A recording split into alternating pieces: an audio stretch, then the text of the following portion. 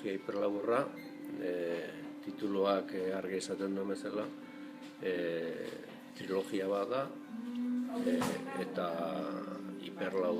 ipuin hiperlaburrez osatutako trilogia bat.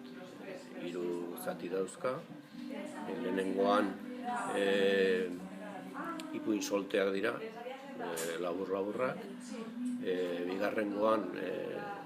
bigarrengo parteak fobien liburua izena du, eta hor fobia bakoitzari ipuintxo bat eskaintzen zaio, eta zugarria da ikustea gizakio zenbat fobia izan ditzakegu. Nik 80 bat edo aurkeratu ditut.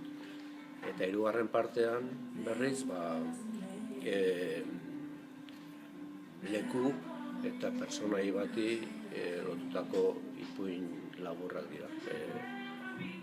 Klinika edo ospitale batean gertatzen diran gora berak dira, eta denak pertsonaia berak kontatzen ditu lehen persona. Nahiko ipuin, surrealistak edo absurda dira.